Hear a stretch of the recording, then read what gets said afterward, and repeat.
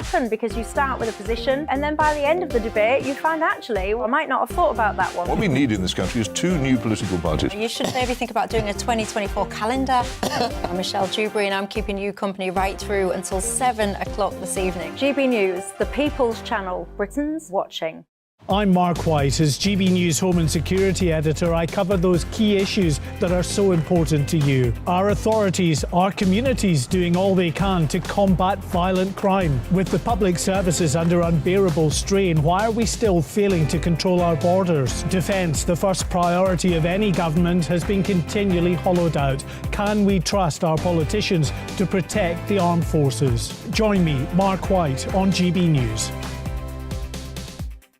Monday to Thursday, 9 p.m. till 11 p.m. Join me, Dan Wootton. I'll bring you the sharpest takes and hottest debates. Do you not believe in prison? I don't believe in prisons. I'm completely stunned. I guarantee you there'll be no spin, no bias, no censorship. I actually was personally quite offended by it. And no reason to go to bed. So I guess they've always been quite woke. That's Dan Wootton tonight on TV, radio and online. Monday to Thursday from 9 p.m. till 11 p.m. on GB News. The People's Channel, Britain's news channel. You've probably seen politicians interviewed 1,000 times, but we do it differently. We find out who they really are, we don't shout, we chat, and hopefully we bring a bit of light, not just heat. Did you know Kate Moss? Apparently.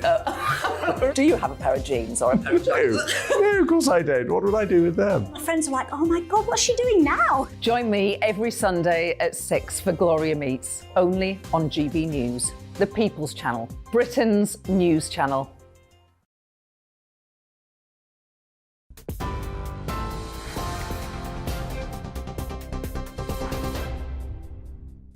Hello, welcome back. I'm Bethany Elsey with your top stories from the GB newsroom. Eamon Holmes has labelled his former colleague Philip Schofield a chief narcissist, accusing him of creating a toxic culture at ITV's This Morning. Schofield resigned from the broadcaster and was dropped by his agency after admitting to an affair with a younger male colleague on the programme. In an exclusive interview with GB News, presenter and former This Morning host Eamon Holmes told us he believes executives at ITV knew about and covered up the affair to protect Philip, Holly Willoughby, as well as the brand. This, of course, could have been as a result of an incompetence rather than a plot. Eamon also told us these revelations have given other former This Morning contributors the confidence to come forward. I could read you various things from people. Someone sent me this message last night. Hello, Eamon, I hope you and Ruth are well. Just wanted to tell you that the whole Philip Schofield scandal has actually given many ex-This Morning staff the courage to finally speak out. I left this morning with a payout and I had to sign a non-disclosure agreement to cover up the bullying and power abuse. All these years later, and she states how many years these are, I now feel I have the courage to talk about this, and it appears I am not alone. Well, we asked ITV for a right of reply and a spokesperson said the broadcaster can confirm when rumours of a relationship between Philip Schofield and an employee of ITV first began to circulate in early 2020, ITV investigated. Both parties were questioned and both categorically and repeatedly denied the rumours, as did Philip's then agency YMU. In addition, ITV spoke to a number of people who worked on This Morning and were not provided with and did not find any evidence of a relationship beyond hearsay and rumour. Philip's statement on Friday reveals that he lied to people at ITV, from senior management to fellow presenters, to YMU, to the media and to others, over this relationship. In other news, concerns have been raised over the Metropolitan Police's plans to stop attending emergency mental health incidents from September. Commissioner Sir Mark Rowley says the move would give officers more time to focus on tackling crime, but that they will still respond if there was an immediate threat to life. In London alone, officers are called out to up to 600 calls every month, spending an average of 10 hours with each patient. But the Royal College of Psychiatrists is warning there isn't enough time to put a new system in place to protect vulnerable people if the plans go ahead. And Russia has launched rare daytime airstrikes on Ukraine's capital, the 16th air attack on Kiev this month. School children were forced to take cover and one person has been taken to hospital, but no major damage has been reported. Ukraine's military says 11 missiles were intercepted, but emergency services had to clear the debris from roads. Today's barrage follows 2 nights of heavy drone strikes, with Ukraine indicating it will launch a counter-offensive imminently. You're up to date on TV, online, DAB+ radio and on TuneIn. This is GB News. Now it's time for Headliners.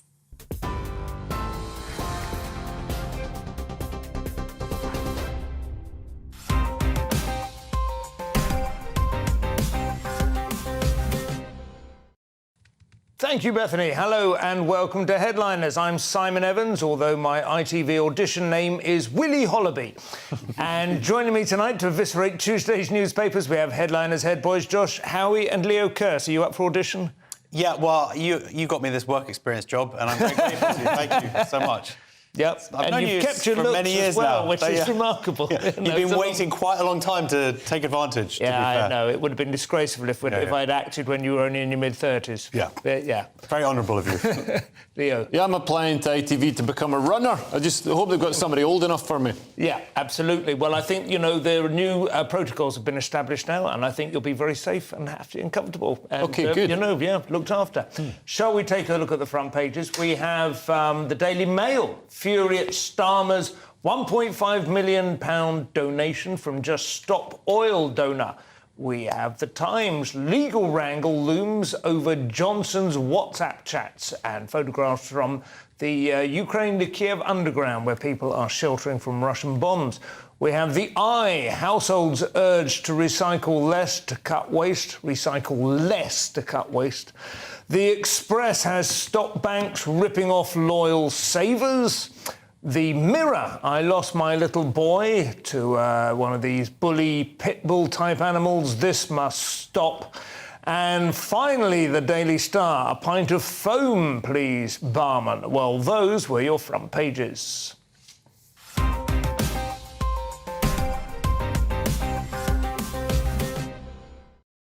So let us kick off the in-depth look at the front pages with the Times. Josh, what have they got? Yes, they've got something at the top here saying adding dark chocolate to a bad diet can be good for memory. There's also legal wrangle looms over Johnson's WhatsApp chats. And there's also this interesting one, adding dark chocolate to a bad diet can be good for memory. It's a memory joke.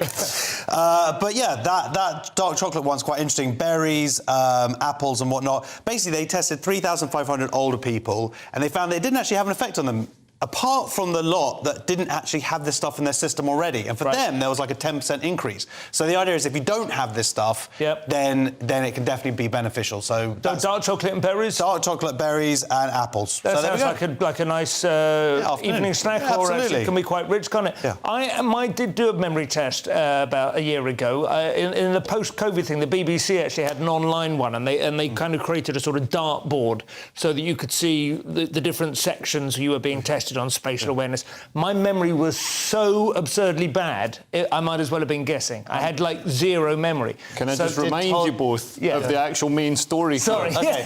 Also, Simon, you did tell us that last night. Did I? Anyway, go ahead. So legal wrangle looms over Johnson's WhatsApp chat. So this is obviously the inquiry, the COVID-19 inquiry that's going on, and there's a big hoo-ha between the Baroness who is running the inquiry, Baroness Hallett, who's the chairwoman, and the Cabinet Office who are saying, no, you don't need all this stuff. And she's going, well, I'll decide what we need. And I guess they're scared of this stuff coming out. It's amazing to me, after even Nixon, that people still communicate freely through WhatsApp messages or just aren't aware that if you're a Prime Minister, you've got to think, this stuff may be used for posterity. Yeah. So the idea that they don't want any of this stuff out there, what they're afraid WhatsApp has a function, which is on in most of my WhatsApp chats, where it deletes all the messages after, 5 days or whatever. Right. So that covers you for instances. Because, I mean, if we were all judged on the content of our WhatsApp chats, we'd all be in jail. Yeah, that's true. I think the government kind of use of it is slightly different, isn't it? It's a bit like Hillary Hillary and her emails. Yes, well, they do it internally. So they only want the people who are relevant. Yeah. They want those 2 years from 2020 and whatever.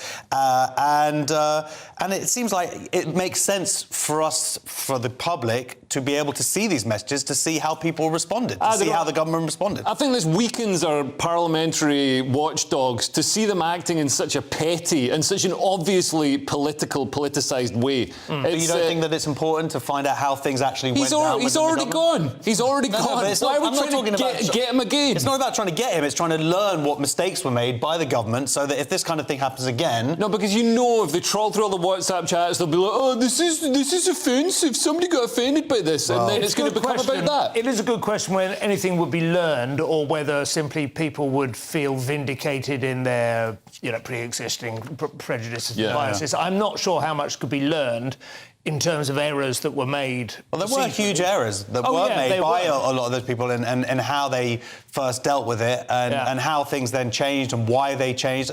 We've got to know this stuff. Do you think they were made in the WhatsApp messages rather than in the more sort of serious... Well, from the ones that we have seen that were released by the Telegraph, you see that they were pretty free and easy with what they were talking about. And we learned a lot from them. We learned that they didn't follow the science. But I want to find out what else happened. We know that Boris wanted to pursue a more libertarian, a more Sweden totally. So why didn't he? And that's what I want to find out. Yeah, I mean, it could actually vindicate Johnson. We could actually... That would be interesting. Sounds like you just believe that's going to happen. What have you got on the Daily Mail, Liam? So the Daily Mail has Labour faces calls to return £1.5 million donation from a major backer of Just Stop Oil. So Keir Starmer is still taking money from Dale Vince, the founder of Ecotricity, despite the UK entering the 5th week of disruption with Just Stop Oil. So Dale Vince, he started up this green energy company and then seems to have paid for this militant wing, these mercenaries, Just Stop Oil, to try and push his agenda through committing crime, criminal damage, disruption, trespass. So this chap actually has a company that is producing green energy? Yeah, he produces green energy. I didn't know that. That's interesting. And he pays. These are almost like, Antifa. I mean, they basically are the street militia of his net zero. I'll tell you who they should attack, incidentally, and I was thinking this today. I live in Brighton, came up today to the studio, had to come had to drive, because although the trains are running today, they're not running on Wednesday, which is when I'll be going home. So I would be stuck here otherwise. It seems to me like if Just Stop Oil have a good target, ASLEF would be a lot more viable and meaningful. The Lion from the Lion, Witch and Wardrobe. That's right. They like to do rugby games and art things and whatnot. I just want to say, this is a ridiculous story, and this is how desperate the Daily Mail... No, it is, because it's 1.5 million over 10 years. So he's only been leader for the last 2 years, number one. So it's not like he just gave them 1.5 million. And also trying to link them and say... He gave them 1.5 million. Over the last decade. You don't like... I mean, but Keir Starmer's only been the leader for the last 2 years. So it's coming to an end now. It's coming to an end. No, it's not that. But the point is that they're like going... Like, they're trying to make this big connection, like somehow that Keir Starmer's going, oh, Just Stop Oil's brilliant. It's like, no, Keir Starmer's been very clearly... This is the point. He hasn't severed it. He has. He says he's condemned them. This is the point. So Keir is talking tough on crime, talking tough on Just Stop Oil, saying he's going to stop them. But will he crack down on them when he's taking money from their founder? Well, this is a will. He's so it's a will. It's a will. Wait. No, they're not like... They don't have to be like the Tories. Nothing's actually happened yet. Somebody taking money from the mafia isn't going to crack down on the mafia. Well, it's not the mafia. It's from a business. It's worse than the mafia. At least the mafia wants to make some money. So they can't say, you took money, so you're going to do something. Why don't they then report on what they have done? They haven't done anything wrong. So this is ridiculous. Just Stop Oil haven't done anything wrong. No, Keir Starmer has not done anything wrong. He's done something wrong. He's taken money from the founder. He's been a leader for 2 years. This guy's been donating for the Labour Party over the last 10 years. He's been the leader for 2 years and he hasn't done anything. I think we've heard both He's not the leader of the country. We've heard both points. It's ridiculous. Thank you. It's not ridiculous. I mean, not already. It's iNews now, Josh. Recycling is bad, it turns out. Yes, households urged to recycle less to cut waste. So this is something that's quite interesting. So people sort of do this kind of something called wish cycling. Yeah. So I've got my little thing next to the bin where you put all the rubbish, you put what you think is recyclable. Yeah. And they're saying things like toothpaste, crisp packets. We put toothpaste. Toothpaste tubes. Okay. Crisp packets, and even juice cartons. I would have thought juice cartons were definitely like recyclable, but they're saying no. So And these things actually then have to be separated later, and then they get taken out, and it's all a big hoo-haffle. There are new regulations going through. They're talking about also having like up to 6 bins, like stuff for cardboard, stuff for glass. So who's going to pay for all of that? Yeah. And but the idea is find room for it in their garden. Exactly. So they want but it makes sense that to obviously only recycle the stuff that's easily recyclable, that's worth it. And I guess if we do need to be educated on it, that's a good thing. Well, I remember when bottle bins first came to the village I grew up in Scotland, so everybody was taking their bottles down, chucking them in the bin. And then my mum asked somebody who worked at the council, like, where's the recycling plant? Where do you send all this stuff? And they're like, oh, no, it just goes in landfill. But we're just getting people used to it. And it's just, it's so ridiculous. I remember I was in the Boy Scouts. We used to tie up big bundles of newspapers with hairy string and take them. I don't know what happened to them, but absolutely, it was like a ritual. Absurd levels of energy, and my entire weekend was taken up kind of combining all the newspaper we'd absorbed during the course of a week. I'm quite sure it never saw the light of day again. Anyway, maybe possibly some tortoises had a nice kick. A final look at the Mirror to close this section. Oh, yes, The Mirror. I mean, it's a tragic story. So Emma Whitfield lost her son, Jack, in a horrendous dog attack. He was 10 years old. He was playing at a friend's house. Yeah. And this dog is a breed of dog I'd never heard of, the XL Bully. Yeah. And she's asking for them to be outlawed, which, I mean, it sounds great. I mean, as the parent, I mean, we're all parents here. And it's funny. As soon as you have a baby, you start realising some of the dangers. And you've got some of these horrible dogs running about in the parks, pit bull-type dogs. And everybody's like, oh no, it's so friendly, so safe. No, I mean, you see on Facebook or whatever, you regularly see, toddlers have been maimed by these dogs. And when people are breeding dogs to be particularly nasty, because I mean the trouble is, gang members in London have these dogs with them for protection because you can't be arrested. Status symbols as well. And it's a status symbol as well, but you can't be arrested. You can't be picked up, stopped and searched like you would for a knife. So the dog is better protection than a knife for some of them. But it's also, from a time in the police, it's very difficult to legislate against breeds of dogs because then you have to, do a DNA test and you have to prove a certain amount of DNA. And if there's, one just like minuscule bit of, crossbreeding with a Springer Spaniel at some point, then you can say, well, it's not an authentic pit bull. The one-drop rule. Well, that is the front page is done. We've run out of time. Sorry not to give you a voice on that, Josh. But join us in a moment for Whitehall racists. We have too many schools per capita, and King Charles and his efforts to save the planet. We'll see you in a couple of minutes. First and foremost, I'm a GB News fan, and I was before I was working here. Just love the fact that we're asking the questions that a lot of establishment media won't ask. With a bit of a twist, we not only want to inform you, but we want to keep you entertained. It's worth the drive because you get in and the team's all ready and waiting, they're itching to go, and it's a proper little family. GB News is the People's Channel. It's the audience that makes the programme sing. We're giving our viewers and our listeners a voice. I see the thousands of your letters, tweets, emails, you name it, coming in. Britain is broken. How on earth did we get into this mess? But more importantly, how do we get out of it? The establishment had their chance. Now we're here to represent you. It's time for something different. It's time for GB News. I'm very patriotic. I believe in Britain. Our best days lie ahead. Britain's watching. Britain's watching. Join us here on GB News. The People's Channel. Britain's news channel. I'm Simon Evans. Join me on GB News for Headliners at 11 p.m. What's the scoop? I'll be joined by two of the country's top comedians. That's right. As we take a look at tomorrow's newspapers tonight. We're going to get into trouble. If it's a big story, we'll be covering it. Spill some tea on him. There we go. But we'll also have some fun. I wouldn't stick up a bank. My father didn't love me. So anyway, Headliners every night from 11 on GB News, the People's Channel, Britain's news channel. Westminster is going around in ever-decreasing circles, followed by the media. Britain is broken. How on earth did we get into this mess? But more importantly, how do we get out of it? Join me at 7 p.m, Mondays to Thursdays on Farage, here on GB News. We will have open, rational debate. We've got to work out how Britain moves forward from this. Join us here on GB News, the People's Channel. Britain is watching. I'm Andrew Doyle.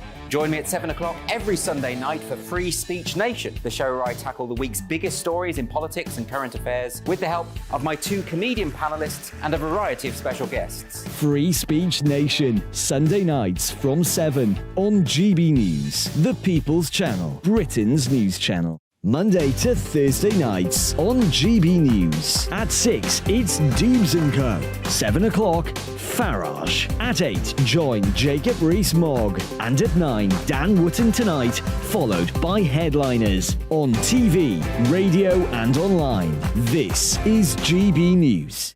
Every Sunday from 11, join Michael Portillo. There will be topical discussion, looking at the week before and the week to come. So kick back and relax at 11 a.m. on Sundays on GB News with me, Michael Portillo. GB News, the People's Channel, Britain's news channel. To GB News.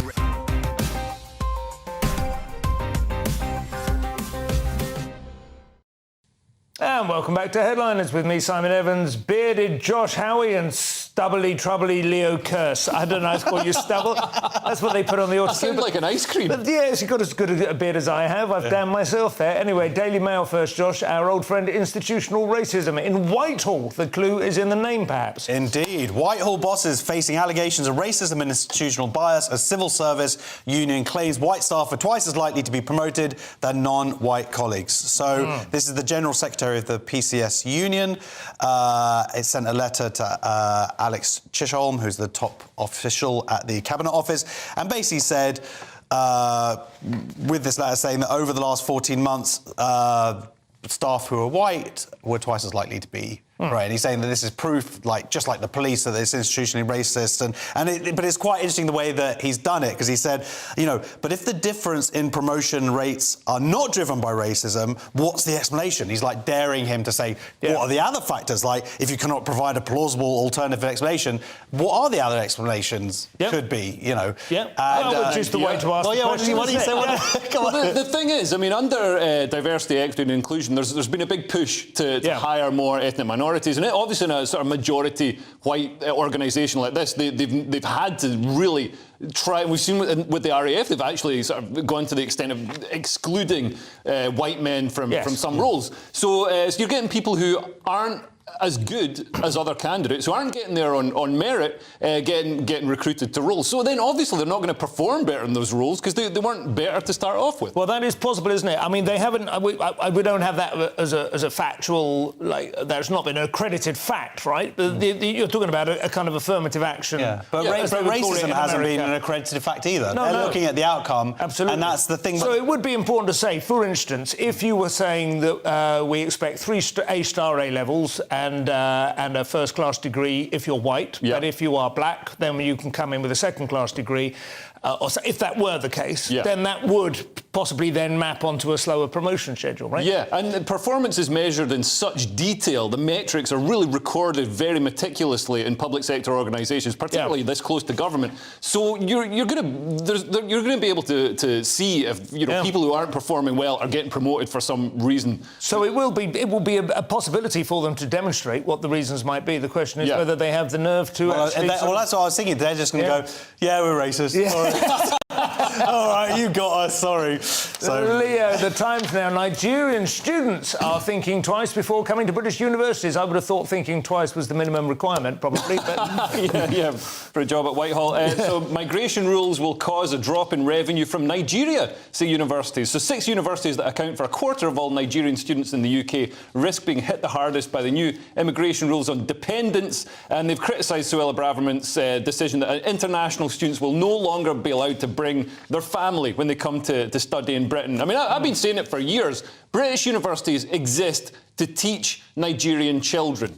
It just makes sense. Where else are they going to go? What, universities in Nigeria? What, are you mad? Of course they should come to Britain. Yeah, well, OK. So it's about 20% of the Nigerian students have a dependable, and the average they have is 1. It's usually a partner who will then go out and work because they're earning the money to put this person through. Also, most of these Nigerians are actually doing master's degrees, so they're going to go on to have much better paid jobs that are going to contribute to the economy, the soft power as well. Look, I agree, immigration needs to be controlled, but going after like master's students who are going to be massively beneficial to our economy. And it's just a report came out this week that international students provide 37 billion to our economy. So the idea that they're doing anything to harm that seems mental to me. It does actually seem mental to stop being facetious and aggravating for a moment. I don't know why the government always goes after the people who are, you know, like master's students. They're not the people that the nation is worried about. We're worried about, you know, unvetted, undocumented, illegal migrants coming across with, you know, whatever intentions coming across in small boats. We're worried about, you know, mass immigration from really culturally distant places with, you know, really regressive attitudes to women and But gays. nevertheless, the idea that you can bring along an extended family with you when you come to study, and I just want to check on that, because I was reading through, I got the impression that the average was 1-to-1. So on average, every Nigerian student brought one family member with them. Is that not... It was on average of the people who brought them over. But they were only 1 in 5?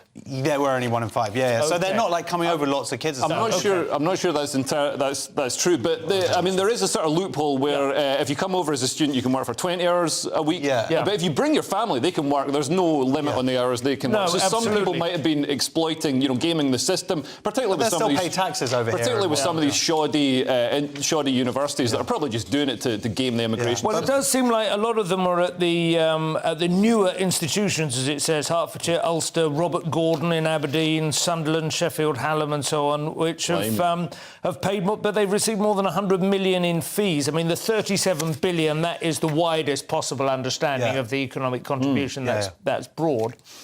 But it's it's very difficult, isn't it? As everyone says, you know, you look at immigration on the whole and you say you want to control it, but as soon as you start trying to drill down into it, I mean, the UK students pay 9,000. These guys are paying 17,000. They are subsidising our, our education, or squeezing them out. Of course, it's the other way of seeing it.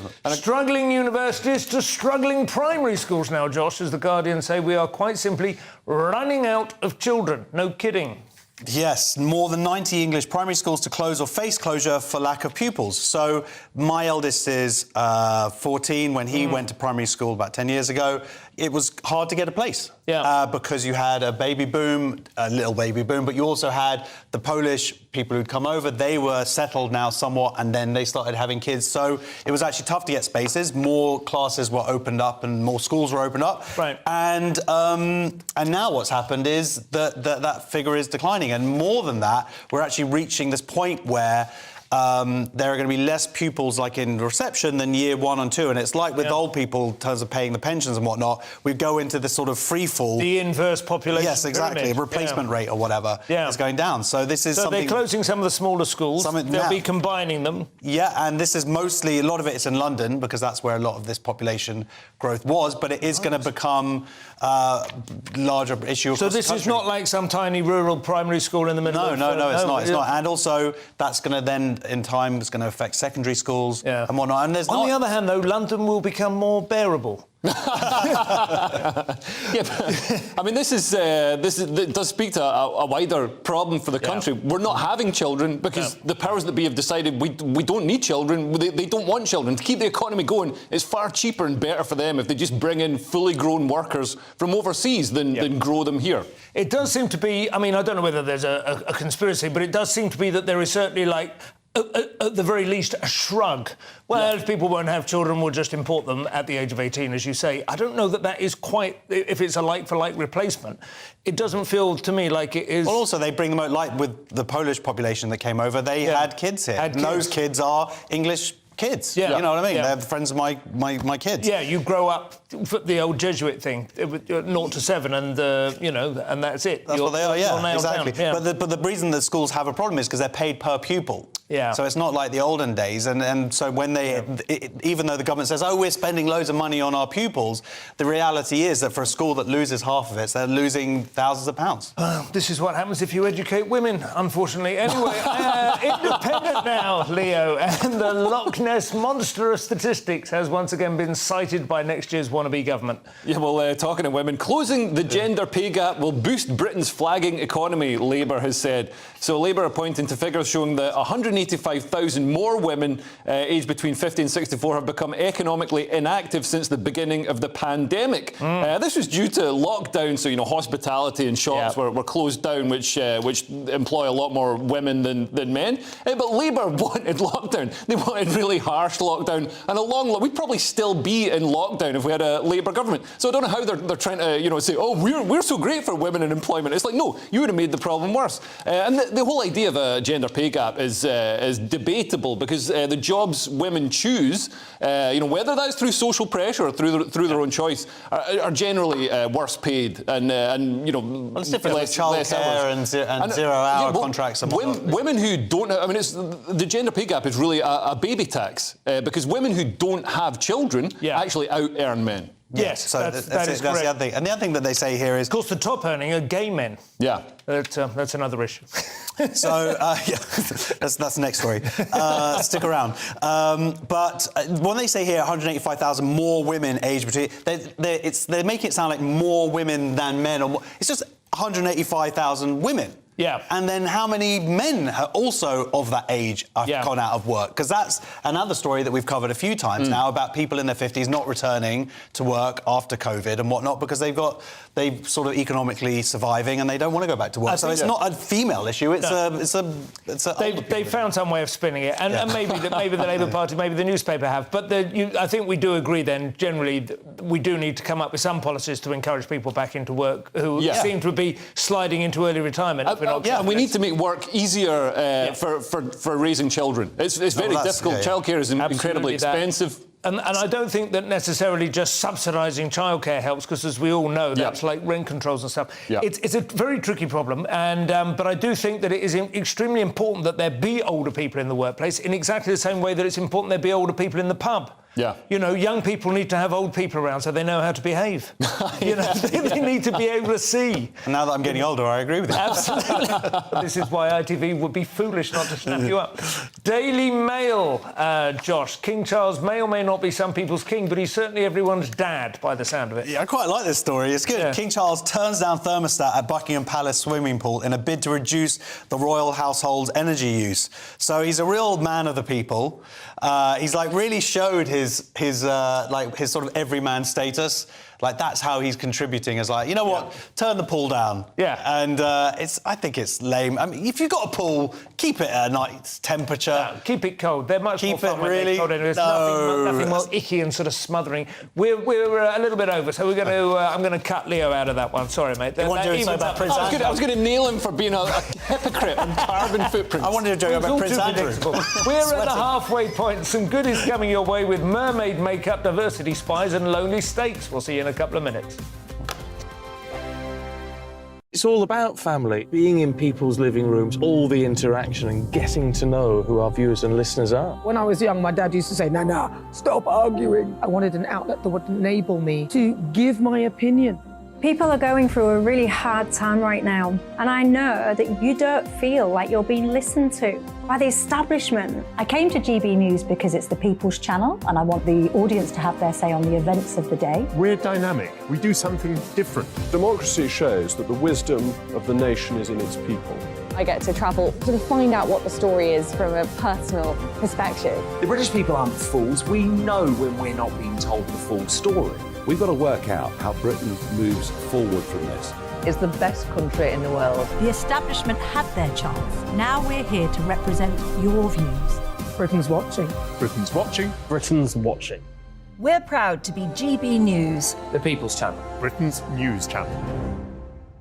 Join me, Patrick Christie's, Monday to Friday, 3 till 6. We tackle the day's news agenda like you've never seen before. It's high tempo, high octane, the most controversial topics, and the best guests. You will not be able to take your eyes and ears off it. I'm not afraid to ask the questions that you really want answered. 3 till 6 p.m, Monday to Friday on GB News, the People's Channel, Britain's news channel.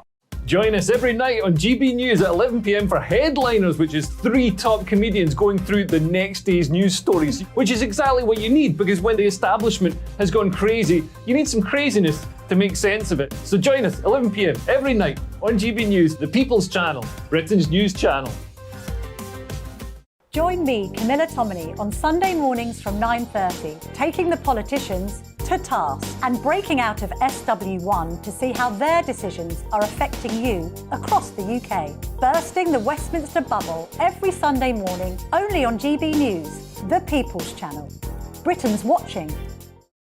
I'm Jacob Rees-Mogg, the Member of Parliament for North East Somerset and a former government minister. For years, I've walked the corridors of power in both Westminster and the City of London. We need to have the arguments, the discussions on how we make it better. Crop failures, famine, war, suffering on a scale completely unimaginable. We are putting the cart before the horse. As Charles I said at the scaffold, he was the true defender of liberty. Yeah, I've completely derailed the conversation. Join me Monday to Thursday at 8 p.m. on GB News, Britain's news channel. So Jubes and Kerr, we tackle the issues of the day with real, robust debate, both sides of the fence, battling it out with me in the middle with my forthright opinions and views. And often really interesting things happen because you start with a position and then by the end of the debate you find actually, well, I might not have thought about that one. What we need in this country is 2 new political budgets. You should maybe think about doing a 2024 calendar.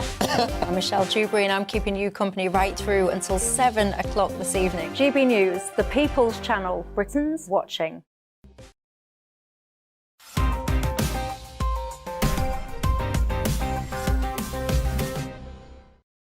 And welcome back to Headliners. Well, we're over to The Guardian now, Leo, and Uganda is making a misguided pitch to be considered in Suella Braverman's next shortlist, by the sound of it. So the Ugandan president has signed in this really harsh anti-LGBTQ plus law that has the death penalty for same-sex acts, right before Pride Month as well, so terrible timing. But yeah, it's got a death penalty or life imprisonment for certain acts, up to 20 years in prison for recruitment, promotion and funding of same-sex activities, which would be most of our media in the UK. And anyone convicted of attempted aggravated homosexuality faces a 14-year sentence. I'm not sure what aggravated homosexuality is. It sounds like, if anything, that should be the one that would be the most, severely punished. Yeah. And yet that's only 14 years, whereas consensual is... And you think, aggravated homosexuality, it's like the same sort of language around, violent offences. It's basically saying rape, isn't it? That's is that what I would assume attempted aggravated. I don't know, maybe it's like just someone being very open about it or something, I don't know. And the bizarre, but perhaps more worrying thing about this, they've said that the president has signed it in, but apparently he had really no option. If he had ignored, he sent it back once for them to rethink it, and they said, no, we really will. It's absolutely unanimous. It's something like 320 out of 322 so the MPs people have voted for this. The people really wanted it. It's not some strongman leader all of their elected officials. Their elected, it sounds like it's absolutely... Joe Biden's said it's shameful, it's a tragic violation of universal human rights, which it is. They're considering sanctions and whatnot. I think, do it. Well, it's interesting. It's interesting that the left simultaneously will say that this is abhorrent and we also need to allow lots of people with these sorts of attitudes into the West. You're saying that the left are hypocrites? That's insane. But this is really disturbing and horrible to read because you sort of realise how far we've come. When you read how we're doing worse because over 14,000 homophobic hate crimes and transphobic hate crimes were recorded in the UK in 2021. Only 110 in Uganda, so they're actually way ahead of us. Yeah, but what are those 14,000 were? Like misgendering. That's the difference, I guess, as opposed to... Uganda has obviously had more tolerant laws for some time. I don't know whether it's had a sudden lurch to the right or whether they have become... It's like Putin's rhetoric, oh my God, can you see where the West is heading, that kind of thing. And so they're suddenly going, right, we need to absolutely nip this in the bud. They just got Netflix there. Yeah, but it's also a massive misunderstanding, seemingly, of what to be gay is, and like that's in any way going to stop it? Like, what do they really think? What effect are they going to think it's going to have? It probably will stop the acts. It will probably, if you create a powerful incentive against not doing something. Maybe it'll move it underground or whatever. But famously in Iran now, of course, they have a lot more trans people because homosexuality is legal, and so people decide that they are actually just the wrong sex. And 14% of Iran's youth are self-declared homosexuals. So it's not, it's not a sort of even though it's a repressive regime, they haven't fully repressed the kids. Yeah, but this sounds horrible. Talking about repressing kids, a deep dive into Sea Witch news now, and in the Daily Mail, yet more genocide as the Little Mermaid erased drag culture. Indeed. Melissa McCarthy's makeup artist on The Little Mermaid slams ridiculous backlash against his work as very offensive. It came out in America. I think, did it come over here yet? We've got a picture, I think, if you'd like to see it. This is of her. There she is. Yeah. And they're saying that this is based, this makeup, drag artistes are saying this is based on Divine. Well, the original cartoon was based on Divine. There's the original cartoon. She was based on Divine. Well, that's what they're saying, but that's not necessarily true. It's also Divine was based on a sort of 1950s archetype. Exactly. Not quite the same at all. No, really. so because of that connection that they're saying, she'd be a female athlete now. Body positivity. Anyway, so they're basically drag activists, drag activists, whatever that is, are sort of saying, we should have had a drag makeup artist. Queer artist, should have been doing the makeup. I know. I don't know. If they want to talk about things that have changed since the original film, I mean, they completely changed the race of the lead character. Yeah. But everybody's upset about the makeup. And it's simply not implausible that a mermaid could have that skin colour, is it? We know this. Well, as from opposed the to action being of melamine underneath that level of... she would be translucent. Huge vitamin D issues. Anyway, staying with the Daily Mail now, Leo, and Jane Fonda was once Hanoi Jane, now she's just plain Hanoying. Yeah, I mean, she's still banging the drum for liberal causes. So Liberal actress Jane Fonda says white men are to blame for climate crisis and is calling for them all to be arrested and jailed. I mean, yeah, it seems like a plausible course of action, Jane, yeah. She said... so basically she said that billionaires are sending pollution to communities that can't speak up. I don't know if she understands how the atmosphere works, but you can't really send pollution to one part of the atmosphere. So she said, where are they going to put I can't say that word. They're not going to put it in Bel Air. They've got to find some place where poor people or indigenous people or people of colour are living. And this is a nonsense. In the West, we've got pretty clean technology compared to the rest of the world. There has been, I mean, historically speaking, there has been a tradition, I suppose that's not quite the word I want, but there has been the practice of taking over landfill and stuff to poorer countries, and they do have, plastics. And the environment changes are going to affect them is degraded around the equator. But I do think, Jane Fonda is an extraordinary hypocrite here, apart from everything else that she, again, with the life, but in particular, she's saying this at a press conference to launch a new movie called Book Group to a New Chapter or something, which is about her and a bunch of other late middle-aged ladies, Diane Keaton and I can't remember the other names. Wealthy women in the West. And they go off on a sort of like Sex in the City, jetting around the world to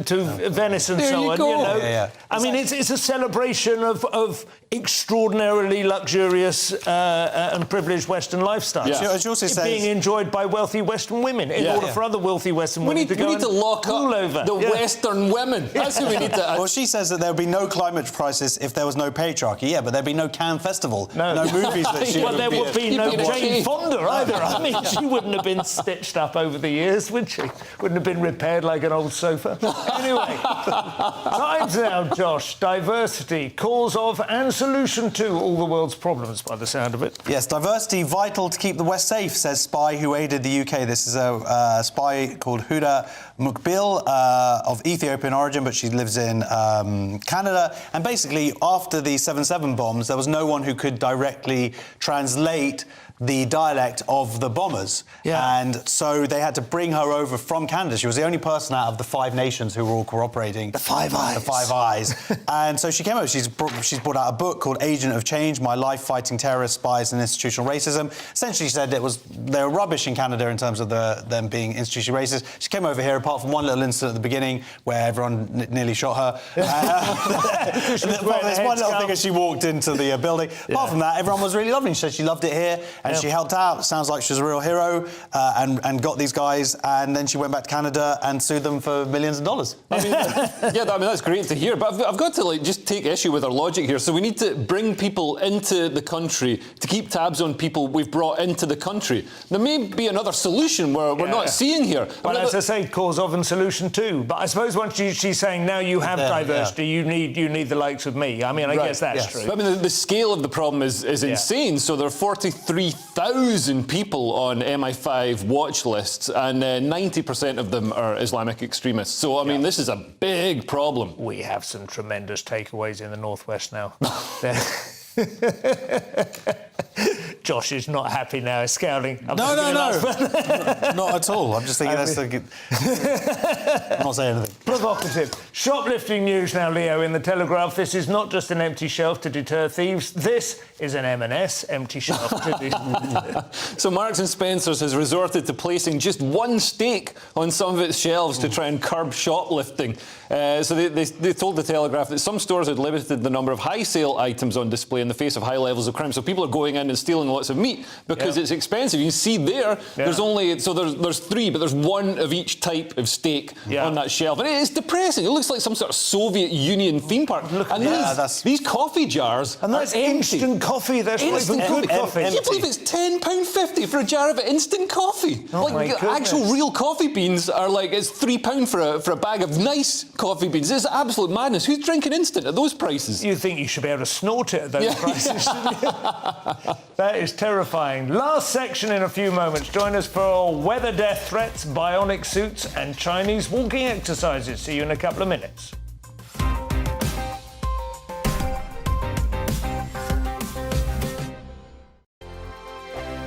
I joined GB News because I was sick and tired of not hearing my views being represented, not just mine, but so many people that I knew and spoke to. I just couldn't get my voice out there. I couldn't say anything. I couldn't do anything. Whatever the narrative was, I kind of had to follow it. GB News is there to provide a voice for those who have been ignored by the establishment media. We think different things, we've got a different style. GB News is here to be optimistic and positive about the future. It's real kind of dynamic and flowing, with the audience very much at the heart of it, like a big family. Here at GB News, we talk about the things that matter to you. Hearing the voices from right across our towns and cities, especially our towns. All sides of the argument represented with a heavy dose of opinion.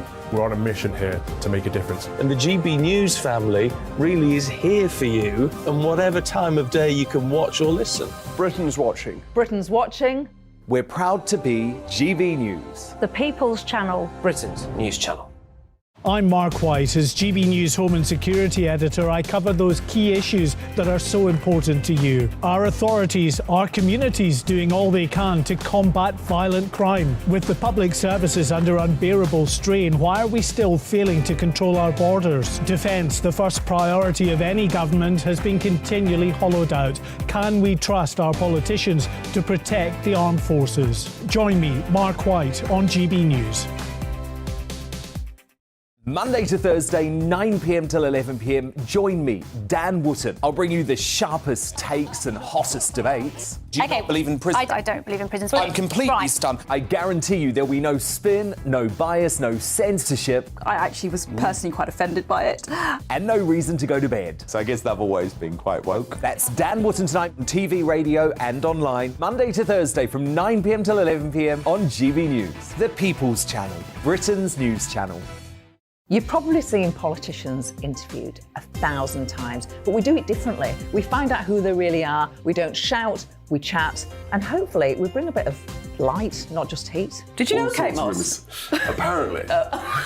Do you have a pair of jeans or a pair of jeans? No, of course I don't. What would I do with them? My friends are like, oh my God, what's she doing now? Join me every Sunday at 6 for Gloria Meets, only on GB News, the People's Channel, Britain's news channel.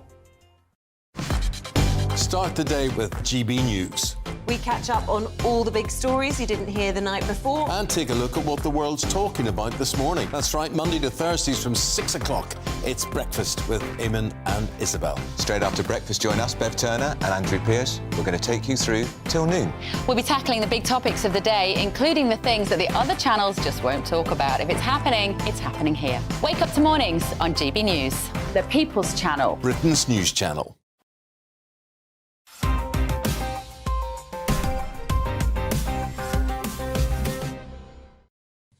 And welcome back to Headliners Daily Star. To kick off the final section, Josh, one of the stranger conspiracy theories to emerge since people accused me of infiltrating Philip Schofield. Well, this has got nothing to do with that. Maybe a bit sweaty. Weather forecasters dubbed murderers get death threats from conspiracy theorists. And this is in the Daily Star. I expect a certain level from the Daily Star. But what they've basically said how like conspiracy theorists are refusing to believe recent weather reports. Right. They've not actually really explained the conspiracy theory at all in the article, so it's quite frustrating. I think the gist of it is that because it's getting hotter in some places, and like in a place in like the UK where they put out like red, they changed the colour and made everything look red. People are like, it's not really red. You're in with the big business and you're trying to make it seem like there's a big problem. But people are going, no, it's really hot. No, actually, this specific case, I mean, it's not a conspiracy theory. They showed it was the same temperature. They compared maps from 20 years ago or whatever. The Met Office showed the same temperatures, and the modern one, the same temperature is red. You're all dying in a hellfire, and the other one was like, oh, it's quite nice weather. So just to be clear, then, the conspiracy theory, or to the extent that it is people thinking that the Met Office are trying to promote the idea of climate change through their graphics. But how does that make them murderers? It's people noticing the Met Office. Which is fair enough. But how does that then and it's in Spain and Australia and these countries, they're getting like the weather people are getting death But that is the essence. It's not flat earthers who are saying there's no such thing as weather or whatever. Couldn't work it out. Do you know that? You know these people. It's that, Yeah, I'll meet on a Tuesday and play poker. I think there is possibly an element of truth to that, but it seems that it's a bit of a leap to say you're a murderer. Well, I think somebody had said the weather people were murderers. I mean, there's some cranks out there who'll send crazy tweets or whatever, so that grabs the headlines. Anyway. But I mean, I guess they're saying that by pushing this net zero agenda, they are going to lead to deaths and famine, which is... Well, there is that possibility. Stop tweeting them direct, please. Times now, Leo, something much more serious and important, the psychological benefits of being almost but not quite there yet. So the audience watching the Old Vic, is it this one? Oh, I had the one with the cafe. This one. Coffee, yeah. So the audience watching Groundhog Day musical at London's Old Vic Theatre were given the Samaritans' phone number in case they were upset by the show's depiction of suicide. OK, so that's what I was leading into, just to be clear about almost but not quite there, but yes. So £144 for a ticket would make you, consider if you want to exist in this society. But I mean, it's ridiculous. Anybody going to see Groundhog Day, you're not going to see. There is a bit where he commits suicide. He's obviously reborn and he lives again. And it's a satirical bit. You wouldn't reach that bit going to see Groundhog Day, which is a cheery comedy, life-affirming comedy, and they'd be like, oh, you know what? I should really commit suicide. That's just not going to. It's not going to happen. Unless it's really bad. Unless it's like much worse than the film. Unless you paid like 120 quid. It is 144 quid. Wow. Yeah. That's painful. Yeah. No, actually, yeah. No, they're right to put the warnings on. That's gross. If I may say so. Yeah, it's literally gross, isn't it? 144? Yeah, that's right. Very good, Simon. White trash news now, Josh, in the Daily Mail, and a pretty weird way to make your baby pretty.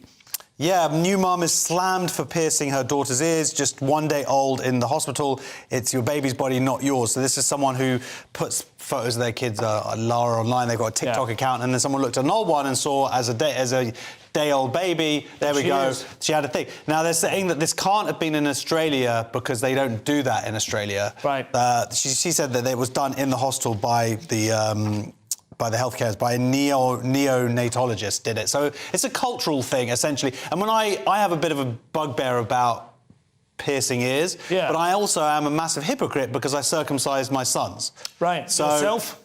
Yes, I wish it would be much cheaper if I did it. And so How much does it cost? It costs about £400, and that's me getting like a mate's rates. You say you're a hypocrite. You'd be a real hypocrite if you were giving them Prince Alberts, I suppose. That would be the that would be the worst thing at this point. But is that a culture? Do we know what culture that baby is from? We don't. I believe they live in Australia now, but then people were coming on and saying, no, we do this in our country, and various other peoples do it. Like I said, I'm being a hypocrite because I hate seeing kids with earrings. Yeah. Well, it is being. I mean, I'm not saying it's not being sexualised or anything. It's not weird and creepy, but it does seem a bit. I don't know. I know that. A bit off. There's the risk of infection and stuff. I mean, it's not as bad as transitioning them a few years later, which is what's becoming commonplace in the West. And they do have that. I mean, when they have their little the umbilical cord and it's tied off and everything. I mean, they're already weird, aren't they, babies? The first, you know what I mean? The first few weeks about them. Well, I justified it, like giving them sex, because I said, oh, it's going to help stop them getting AIDS. Yeah. Really? Yeah, because they use so they do it in Africa. They genuinely. I've never been circumcised. Still don't have AIDS. Well, you don't know.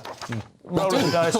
Staying with the times, Leo, bionic exoskeletons. We've seen them in Iron Man, Starship Troopers and Avatar. Finally, they make it to warehouses and distribution centres. Well, this is the thing. They've made these German bionic suits that make lifting light work. So these exoskeletons can increase productivity by 20 to 25% per warehouse. Currys, the tech retailer, has invested £250,000 in the technology. DPD, the delivery group, there's a bloke is trialling. Yeah, we've got a picture. Oh, yeah, there is. So basically, they can offset about 30 kilograms per. So you can lift more, you can lift longer. But it's kind of depressing because I thought these things would be used for exciting things, like in Aliens, like killing alien queens, fighting giant spiders, that kind of stuff. Just delivering stuff for Amazon. It's slightly depressing.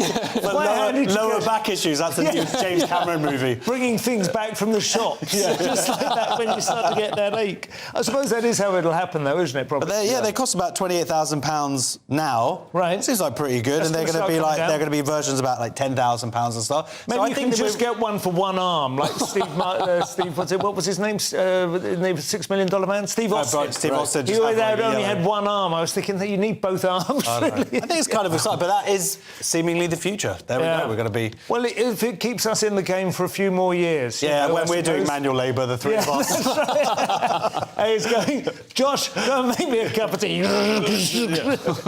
Finally, the Daily Mail have an ancient fitness routine we can all integrate into our daily lives. Yeah, want to remain healthy as you get older? Just swing your arms. How an ancient Chinese technique can help improve your walking speed, posture and flexibility and make everyday tasks that much easier. What you have to do is... I'm going to demonstrate it. I'll do it here. You do 4 walk. So you go 1, 2... So that's a bit Hitlery. Yeah. 3, 4, 5... And then you go down like that. And then so it's all about swinging the arms, right? And suppose it has a massive impact. Well, I saw a picture online, and he's sort of been putting his arms out like that and then like that. Yeah. Yes. Oh, here's a picture of him. Yeah. There we go. Look. Back, forward, yeah, whatever, and suppose it's some ancient Chinese technique, and it has a real impact on people. They're saying that... I have a friend who does Tai Chi, who's been doing it for about 20 years, and he really does swear by it. He says it's amazing, and the bizarre thing is, he says it kind of creates a furnace inside you. All this, it's all about sort of spiral movements, but it's very, very slow and measured. You have to learn them, but he says the intensity of it creates a feeling. It does look boring, doesn't it? Yeah. And they never have kind of very desirable physiques, do they? Yeah, exactly. Tai Chi meisters, if you look at people who you got to go at the gym, you got to lift weights, and if you can afford them, you've got to take steroids as well, and eat raw meat. You've got to eat lots of raw meat. Right. This is what you do when you come in, isn't it? Yeah.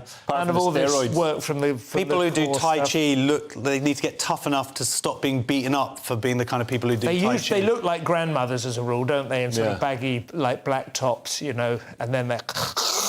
There's that bit as well, which is a Chinese. What are you doing on Saturday morning? Clearing the old catarrh out of the bottom of the throat. Anyway, it's been an absolute pleasure speaking to you this evening, folks, on this Bank Holiday Monday. The show is very nearly over, so let us take another quick look at Tuesday's front pages. We have the Daily Mail. Fury at Starmer's £1.5 million donation from Just Stop Oil donor. We have the Times. Legal wrangle looms over Johnson's WhatsApp chats, and an interesting story at the top there, which I think we forgot to cover, about dark chocolate improving your memory. Have you got some very good? Have you got some time to fill? Households urged to recycle less to cut waste. Don't have fancy recycling. The Express have stopped banks ripping off loyal savers.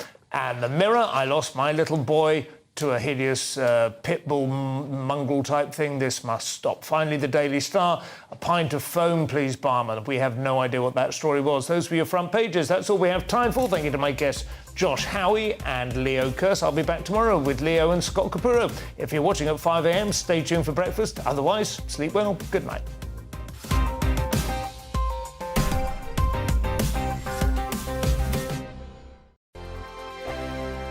First and foremost, I am a GB News fan, and I was before I was working here. Just love the fact that we're asking the questions that a lot of establishment media won't ask. With a bit of a twist, we not only want to inform you, but we want to keep you entertained. It's worth the drive because you get in and the team's all ready and waiting, they're itching to go, and it's a proper little family. GB News is the people's channel. It's the audience that makes the programme sing. We're giving our viewers and our listeners a voice. I see the thousands of your letters, tweets, emails, you name it, coming in. Britain is broken.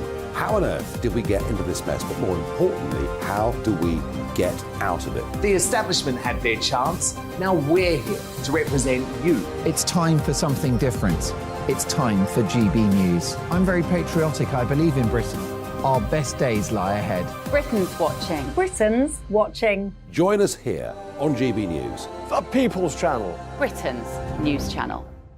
I'm Simon Evans. Join me on GB News for Headliners at 11 p.m. What's the scoop? I'll be joined by two of the country's top comedians. That's right. As we take a look at tomorrow's newspapers tonight. We're going to get into trouble. If it's a big story, we'll be covering it. Spill some tea on him. There we go. But we'll also have some fun. I wouldn't stick up a bank. My father didn't love me. So anyway, Headliners every night from 11 on GB News, the People's Channel, Britain's news channel. Westminster is going around in ever-decreasing circles, followed by the media. Britain is broken. How on earth did we get into this mess? But more importantly, how do we get out of it? Join me at 7 p.m, Mondays to Thursdays on Farage, here on GB News. We will have open, rational debate. We've got to work out how Britain moves forward